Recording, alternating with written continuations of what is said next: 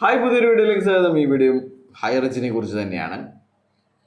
അപ്പോൾ ഏതാണ്ട് ഇന്നത്തെ സംഭവ വികാസങ്ങളൊക്കെ വച്ച് നോക്കുമ്പോൾ നമ്മുടെ പാവപ്പെട്ട ലീഡർമാർ റിയാലിറ്റിയിലേക്ക് തിരിച്ചെത്തിയിട്ടുണ്ട് എന്ന് വേണം നമുക്ക് കരുതാൻ വേണ്ടിയിട്ട്. അവരെല്ലാവരും തന്നെ ഈ കമ്പനിയുടെ ചില പ്രശ്നങ്ങൾ പ്രശ്നങ്ങൾ തന്നെയാണ്, അല്ലാതെ ആൾക്കാർ ഉണ്ടാക്കി പറയുന്നതല്ല. അതൊക്കെ ഒഴിവാക്കേണ്ടത് തന്നെയാണ്. ഇവർ കൊടുക്കുന്ന ലാഭവിഹിതം നമ്മളുടെ തന്നെ, അല്ലെങ്കിൽ നമ്മൾ ചേർക്കുന്ന ആൾക്കാരുടേതാണ് എന്നുള്ള റിയാലിറ്റിയിലേക്ക് എത്തിയിട്ടുണ്ട്. അതുകൊണ്ട് തന്നെ ഇവരിപ്പോൾ പറഞ്ഞു വരുന്നത് കോടതി പറയട്ടെ, കോടതി പറഞ്ഞു കഴിഞ്ഞാൽ നമ്മൾ എന്തിനും തയ്യാറാണ് എന്നാണ്. അപ്പോൾ ഇവർ എല്ലാ പ്രതീക്ഷയും നഷ്ടപ്പെട്ട ഒരു കൂട്ടം ആൾക്കാരായി മാറിയിരിക്കുകയാണ്.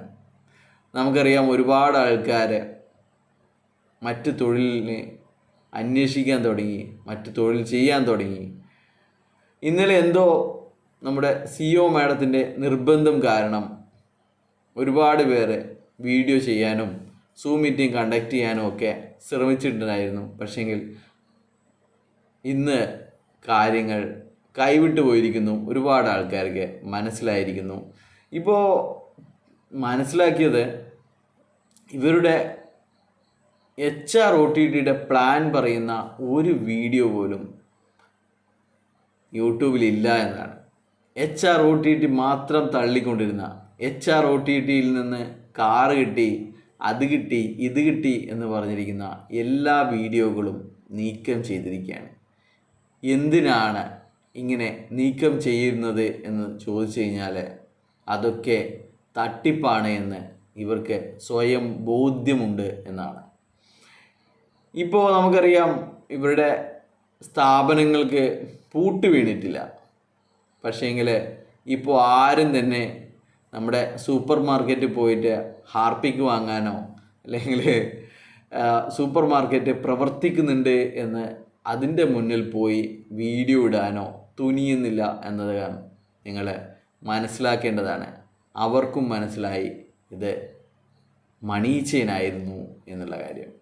ഇനിയിപ്പോൾ ഏതെങ്കിലും ഒരു കോടതി പറഞ്ഞാൽ മാത്രം മതി, നമുക്ക് തൃപ്തിയായി നമുക്ക് അത് അനുസരിക്കാൻ നമ്മൾ മനസ്സിനെ പാകപ്പെടുത്തി എന്നാണ് ഇവർ പറഞ്ഞു വരുന്നത്. അപ്പോൾ എന്തായാലും കരുതുന്നതിനേക്കാൾ വേഗത്തിലാണ് ഇവർ മനസ്സിലാക്കുന്നത്. ഇവരൊക്കെ ചില മോട്ടിവേഷൻ്റെ പുറത്ത്, ചില തെറ്റിദ്ധാരണയുടെ പുറത്ത് ഇവർ ഇതിൽ വീണുപോയവരാണ്. അവർക്കൊക്കെ ഇപ്പോൾ മനസ്സിലാകുന്നുണ്ട്, ഇത് നെഗറ്റീവ് പറയുന്നവർ പറയുന്നതിലും കാര്യമുണ്ട്. നമ്മുടെ ലീഡർമാർ അല്ലെങ്കിൽ നമ്മുടെ മേഡം പറയുന്നതിനേക്കാൾ കാര്യം അവരുടെ വാക്കുകൾക്കാണ് എന്ന്. അപ്പോൾ നമുക്ക് ഇന്നലെയൊക്കെ ആരോ പറഞ്ഞിട്ടുണ്ടായിരുന്നു, രാവിലെ എഴുന്നേറ്റ് കഴിഞ്ഞാൽ നമ്മൾ ആദ്യം നോക്കുന്നത് നമ്മുടെ അനിലക്കരെ എന്തെങ്കിലും പോസ്റ്റ് ചെയ്തിട്ടുണ്ടോ, രണ്ടാമത് കന്നഡക്കാരൻ്റെ പുതിയ വീഡിയോ വല്ലതും വന്നിട്ടുണ്ടോ എന്നാണ്. അപ്പോൾ ഇവരുടെ ലീഡർമാരെക്കാൾ കൂടുതൽ ഇവർ വിശ്വാസത്തിലെടുക്കുന്നത് ഇവരെയൊക്കെയാണ് എന്നാണ് ഈ ഒരു കാര്യത്തിൽ നിന്ന് നമുക്ക് മനസ്സിലാക്കേണ്ടത്. അപ്പോൾ നമ്മൾ ഇന്നലെ ശ്രീന പ്രതാപൻ്റെ അമ്മ പോലും കന്നഡക്കാരൻ്റെ വീഡിയോ കാണുന്നു എന്നുള്ളതാണ്. അവർക്കറിയാം, മറ്റ് പുറമേ നടക്കുന്ന, അല്ലെങ്കിൽ അവരുടെ മകളെ പോലും അവർക്ക് വിശ്വാസമില്ലാതായിരിക്കുന്നു. അവർ പറയുന്നതല്ല, മകൾ പറയുന്നതല്ല പുറമേ നടക്കുന്നത് എന്നുള്ള കാര്യങ്ങൾ അവർക്ക് ബോധ്യമുണ്ട്. അതുകൊണ്ടാണ് മറ്റ് യൂട്യൂബ് ചാനലുകളും ഫേസ്ബുക്ക് ചാനലുകളെയും അവർ ആശ്രയിക്കേണ്ടി വരുന്നത്. കേസിൻ്റെ സ്ഥിതി എന്തായി, കോടതിയിൽ നിന്ന് എന്താണ് സംഭവിച്ചത്, മറ്റ് ലീഡർമാരുടെയും മറ്റ് പരാതികളും എന്തായി, ആരെയെങ്കിലും അറസ്റ്റ് ചെയ്തോ എന്നുള്ള കാര്യങ്ങൾ അറിയണമെങ്കിൽ തൻ്റെ മകളോട് ചോദിച്ചു കഴിഞ്ഞാൽ കിട്ടില്ല എന്ന് ആ പാവം അമ്മയ്ക്ക് മനസ്സിലായി കാണും. അപ്പോൾ എന്തായാലും ഇന്ന്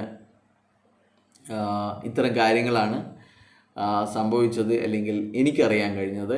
അപ്പോൾ നാളെ നമ്മുടെ പ്രമാദമായ പോലീസിൻ്റെ വലിയ വലിയ റിപ്പോർട്ടുമായി വരുന്ന ഒരു ദിവസമാണ്. ഒരുപക്ഷെ നാളെ തന്നെ ഇതിൻ്റെ ഒരുപാട് പേർക്ക് ഇതിനെക്കുറിച്ചുള്ള കാര്യങ്ങൾ ബോധ്യം വരുന്നതായിരിക്കും. ഒരുപാട് ആൾക്കാരെ 12-ാം തീയതി വരെ കാത്തിരിക്കാം, എന്നിട്ട് കേസ് കൊടുക്കാം എന്നൊക്കെ പറയുന്നത് കേട്ടു.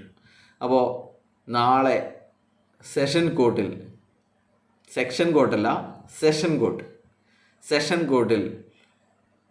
തേർഡ് അഡീഷണൽ സെഷൻ കോർട്ടിൽ ചെയർപേഴ്സൺ അദ്ദേഹം നടത്തിയ അല്ലെങ്കിൽ അദ്ദേഹം ഇതുവരെ കണ്ടെത്തിയ റിപ്പോർട്ടുകൾ അദ്ദേഹം സമർപ്പിക്കുന്നതായിരിക്കും. ഇത് സിവിൽ കേസല്ല, ക്രിമിനൽ കേസാണ്.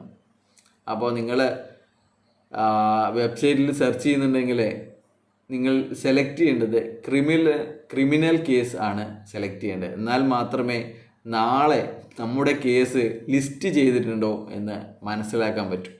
അല്ലാതെ നമ്മുടെ കേസ് ഇന്നില്ലല്ലോ എന്ന് പറയുന്ന CEO പോലെ ഇതിനെക്കുറിച്ച് ഒരു പൊതുവായിട്ടുള്ള ധാരണ പോലും ഇല്ലാത്ത ഒരാളായി നിങ്ങൾ മാറരുത് എന്നുള്ളത് കൊണ്ടാണ് ഇത്തരം കാര്യങ്ങൾ പറയുന്നത്.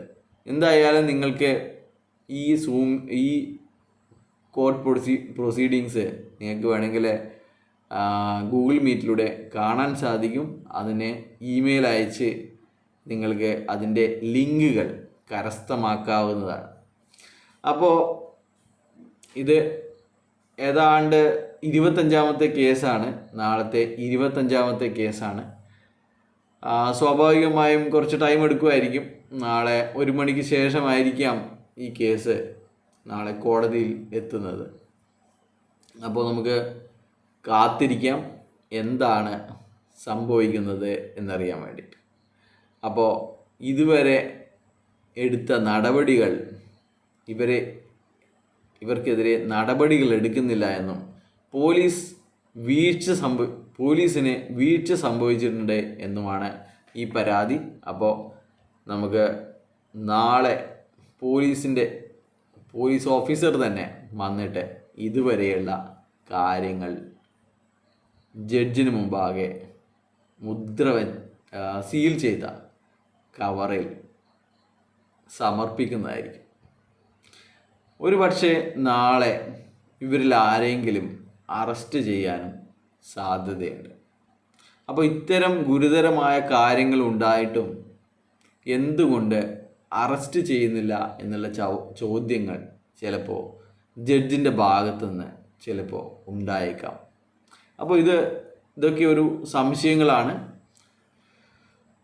ഏതായാലും നമുക്ക് കാത്തിരിക്കാം.